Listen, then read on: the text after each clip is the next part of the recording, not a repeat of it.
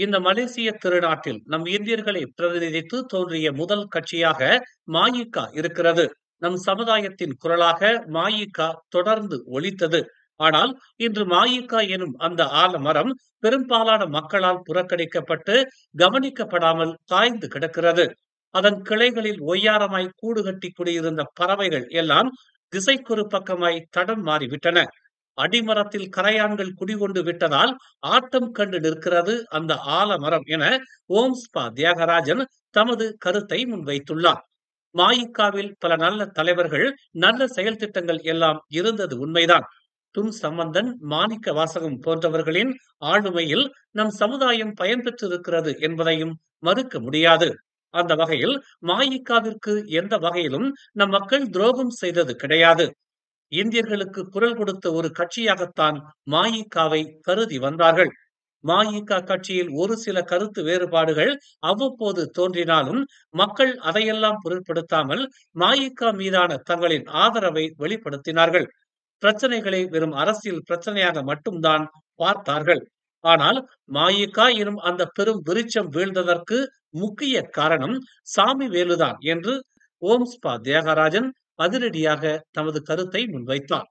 சாமிவேலுவின் வாக்கை தெய்வ வாக்காக நம்பி அவர் கொண்டு வந்த மைக்கா ஹோல்டிங்ஸ் எனும் புதிய திட்டத்திற்கு தலை சாய்த்து தங்கள் பணத்தை முதலீடு செய்தார்கள் நம் மக்கள். மலாய்க்காரர்கள் சீனர்களை வியக்கும் அளவுக்கு தாங்கள் கஷ்டப்பட்டு உழைத்த பணத்தை எல்லாம் மில்லியன் கணக்கில் மைக்காவில் வந்து கொட்டினர். சீனர்களுக்கோ அல்லது மலாய்க்காரர்களுக்கோ கூட அப்படி ஒரு திட்டம் அப்போது இல்லை. மக்கள் அவரா இவரா என்றெல்லாம் பார்க்கவில்லை. எல்லோருமே என் தலைவர், நம் தலைவர், இந்திய சமுதாயத்தின் தலைவர் என சாமிவேலுவின் அந்த திட்டத்திற்கு முழு ஆதரவை கொடுத்தனர். அரசியல் கட்சி சார்பிலும், மஇக கிளைகள் சார்பிலும், தனிப்பட்டவர்கள் சார்பிலும், தொழிலதிபர்கள், கட்சி உறுப்பினர்கள் என பலரும் சாமிவேலுவின் இந்த திட்டத்திற்கு அள்ளி கொடுத்தனர்.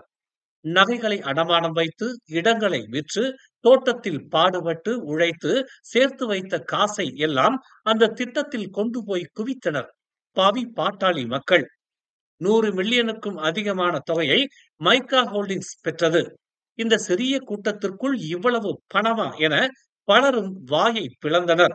இவ்வளவு பெரிய தொகை சேர்ந்தது கண்டு மற்ற அரசியல் கட்சிகள் வியந்து பார்த்தன. சிலர் மனம் வெதும்பினர். இந்தியர்கள் மத்தியில் இப்படி ஒரு ஒற்றுமையா என ஆச்சரியம் காட்டினர். எந்த கட்சியிலும் இவ்வளவு பெரிய தொகை இல்லை அப்போது. நம்மிடம் இருந்த இந்த பெரும் நிதியை கண்டு பல திட்டங்கள், பல நிறுவனங்கள் நம்மை தேடி வந்தன. கேரி தீவை வாங்கச் சொன்னார்கள். அரசும் பல திட்டங்களை தாமாக முன்வந்து கொடுக்க இசைந்தார்கள். இன்று பிரம்மாண்ட வளர்ச்சி பெற்று நிற்கும் ஒரு கையுறை கம்பெனியும் நம் கைக்கு வந்த திட்டம்தான்.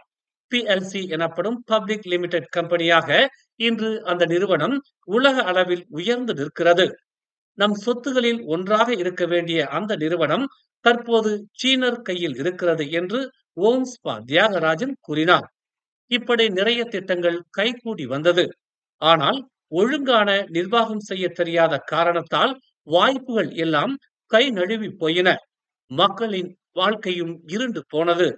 100 மில்லியனுக்கும் அதிகமான மக்கள் பணத்தை அப்படியே சுருட்டி ஏப்பம் விட்டு விட்டதால் எல்லா திட்டமும் வீணாய் போனது. உண்மையில் மைக்கா ஹோல்டிங்ஸ் எனும் அந்த திட்டத்தை சாமிவேலு எந்த எண்ணத்தோடு ஆரம்பித்தாரோ அதே எண்ணத்தோடு செயல்பட்டிருந்தால் இன்று நம் இந்திய சமுதாயத்திற்கு எந்தவித பிரச்சனைகளும் இருந்திருக்க வாய்ப்பில்லை. பலம் வாய்ந்தவர்களாக நாம் இருந்திருப்போம் என்று ஓம்ஸ்பா தியாகராஜன் விவரித்தார். இதனால் ஆத்திரமடைந்த இந்தியர்கள் மஇக மீது வெறுப்பு காட்டத் தொடங்கினார்கள். இதற்கு காரணம் சாமிவேலுதான். இதில் கேள்வி கேட்ட மக்களுக்கு மிஞ்சியது அடியும் உதையும் தான்.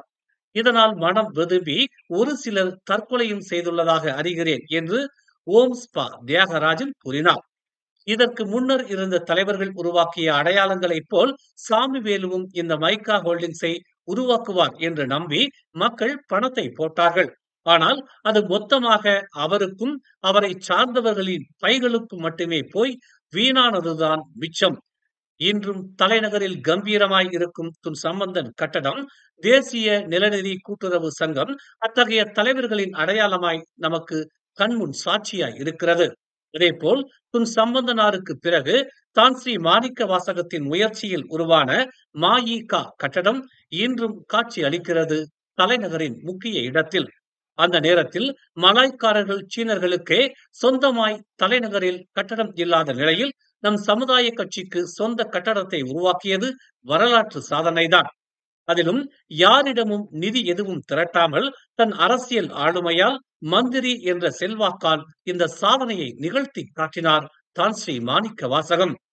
அத்தகைய தலைவர்கள் இருந்த கட்சியில் அதே போன்ற ஒரு தலைவராய் சாமிவேலுவும் நம்பிக்கை தருவார் என்று நம்பி பணத்தை முதலீடு செய்தார்கள் நம் மக்கள். நம் இனத்திற்கான ஒரு பிரம்மாண்ட நிறுவனமாய் மைக்கா ஹோல்டிங்ஸ் காலம் முழுக்க நமக்காக கை கொடுக்கும் என்று நம்பினார்கள். ஆனால் பணம் போட்டதுதான் மிச்சம். அதற்கு பின் பசுத்தோல் போர்த்திய புலியாய் சாமிவேல் தரப்பு பாயத் தொடங்கி நாசமாகி விட்டது எல்லாம். அன்று தொடங்கியது மஇகவின் வீழ்ச்சி. அன்று தொடங்கியது சாமிவேலுவின் வீழ்ச்சி. மைக்கா ஹோல்டிங்ஸ் ஊழல் மூலம் மக்கள் மனதில் இருந்து கொஞ்சம் கொஞ்சமாய் விலகி நிரந்தரமாய் ஒதுக்கப்பட்டார் சாமிவேலு.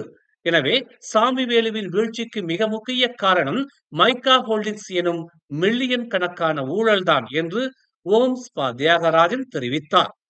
இந்த மைக்கா ஹோல்டிங்ஸ் சாமிவேலுவின் வீழ்ச்சிக்கு மட்டும் காரணம் அல்ல, வாரிசானுக்கும் பாதகமாக அமைந்தது என்றும், ஹிண்ட்ராப் எனும் பெரும் புரட்சி வானையே ஆட்டம் காணச் செய்தது என்றும் ஓம்ஸ் பா தியாகராஜன் சுட்டிக்காட்டினார். மேலும் செய்திகளை தெரிந்து கொள்ள தமிழ் மலர் நாளிதழை பாருங்கள். எங்களோடு இணைந்திருக்க மலர் டிவியை பதிவு செய்து கொள்ளுங்கள். உறவுகள் மகிழ்ந்திட விருப்பம் மற்றும் பகிர்வு சேவையை சொடுக்கிடுங்கள்.